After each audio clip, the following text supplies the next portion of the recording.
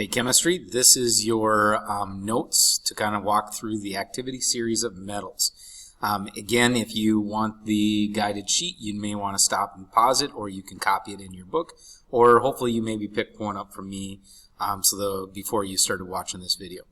I would guess that you've already taken notes of this in your from the book as well, so we're just going to kind of walk over and make sure we pick up some of the highlighted points.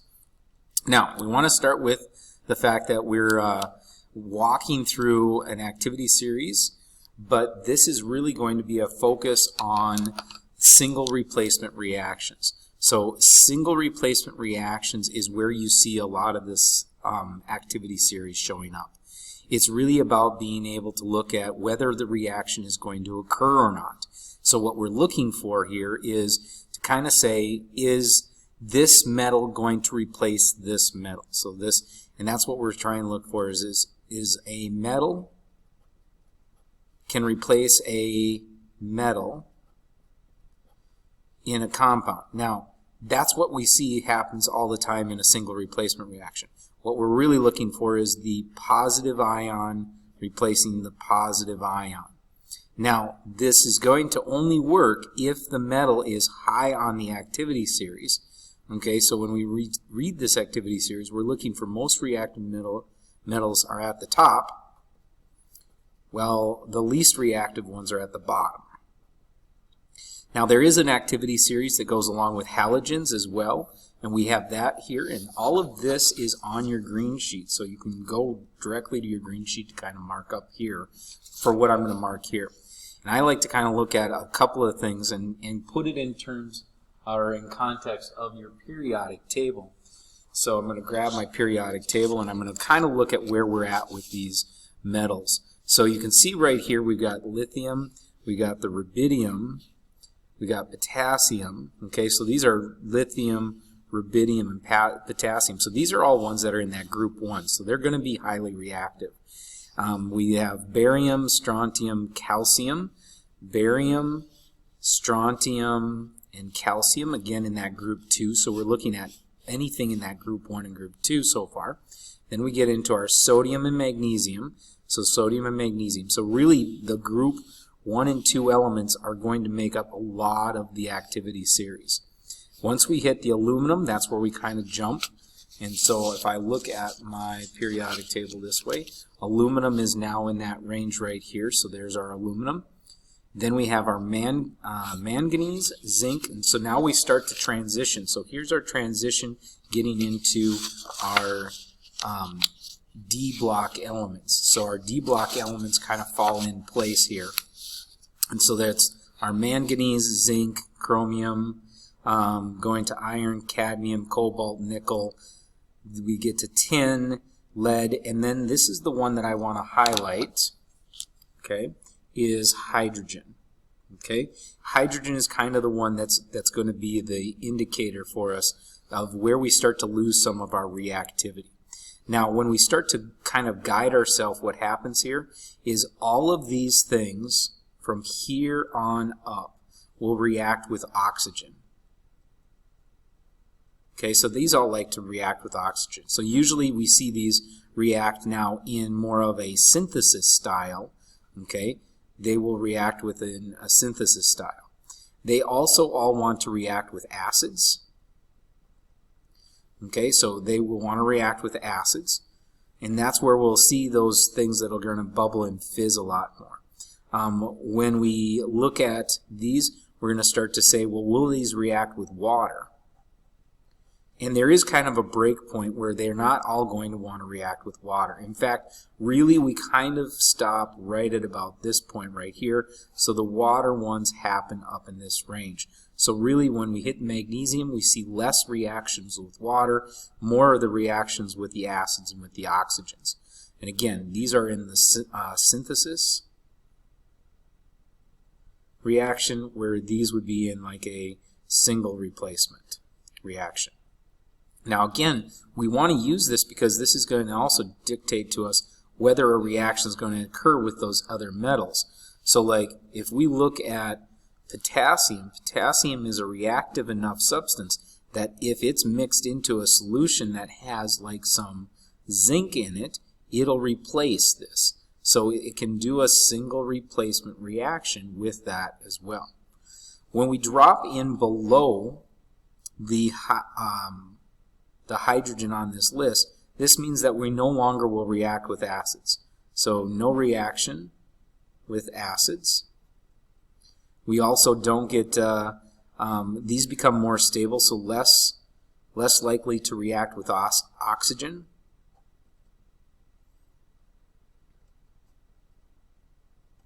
And so if we think about this, this is where we have our gold, our platinum, and our silver. These are our precious metals. These are the things that we make jewelry out of, and we don't want them to react either. So in other words, these are going to be fairly stable elements, non-reactive type ones. The Hg is our mercury, we have our copper, we have bismuth, and we have antimony. So again, these are fairly non-reactive. Okay, non-reactive in nature, so we don't generally see these. Now, how we kind of use this, okay, so this is where we kind of mark this on your green sheet. So like if I was on my green sheet, I would make sure to mark hydrogen as a point of reference so that I know a break point between when I react with acids and when I don't. Okay, and then we can kind of look at this and make some predictions. So let's go through. I've got a couple examples here, so I'm going to slide this up. Okay, we've got some zinc and we've got some lead chloride. So the first thing that I want to do is I want to examine and say, well, I've got zinc as my one metal, and I've got the lead as my other metal. So I'm going to compare where they are. So here's zinc, okay, and here's lead. So if zinc is higher on the activity series as the single, then it can go ahead and push the lead out of the compound. So this is going to be a reaction that will take place. So our zinc is going to push the lead out, and so we're going to end up with some Pb and some ZnCl2. And remember, zinc is a +2 charge. The lead here is a +2 charge. I know that because chlorine is a -1 charge.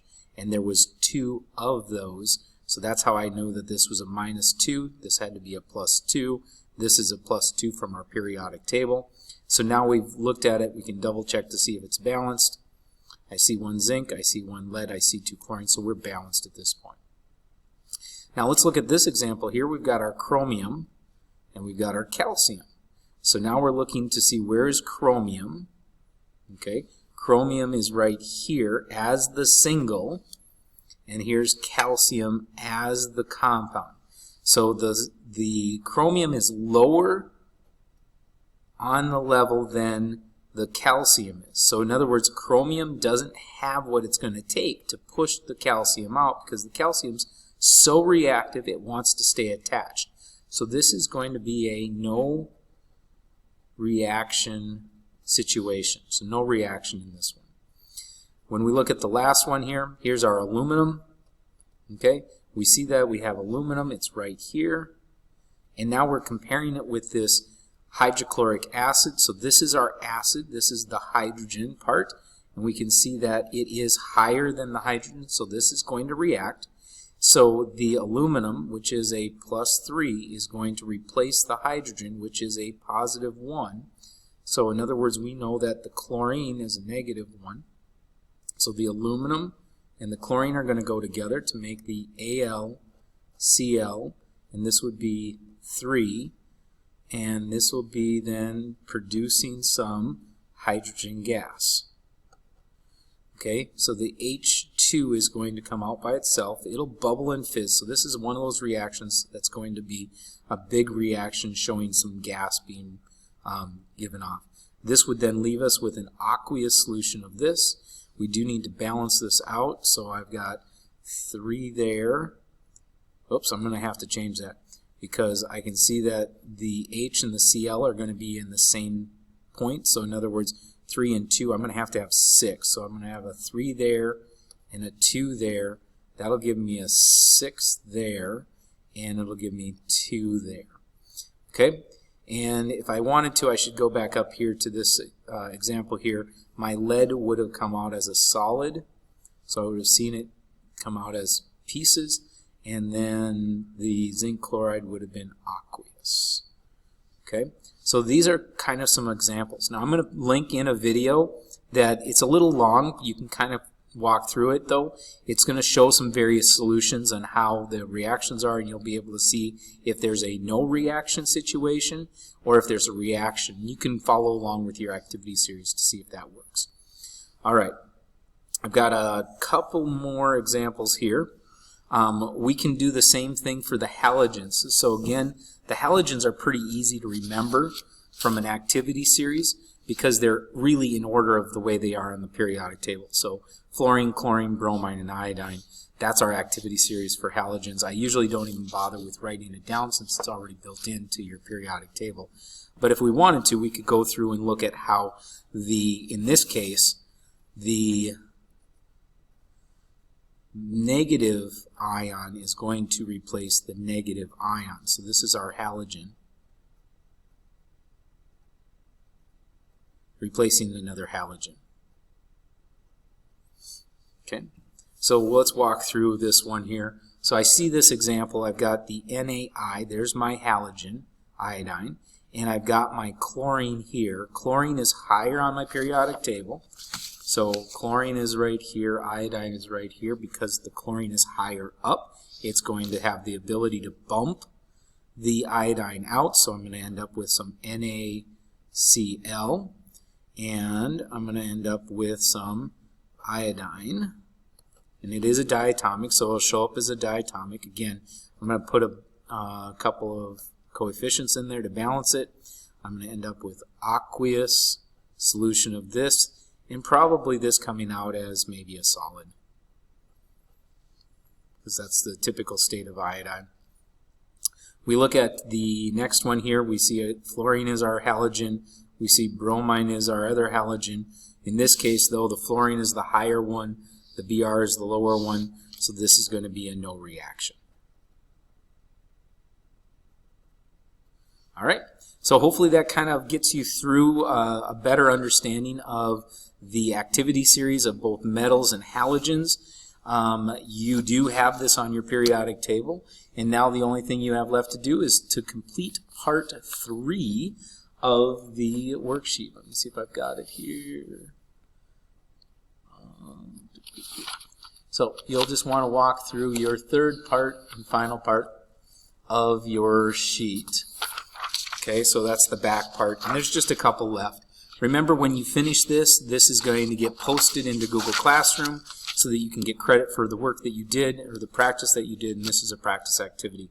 Don't forget that you do have to complete your quest assignment as well, so you should be well on your way with finishing that up as well, and then we've got the test on Friday. All right, we'll see you in tomorrow.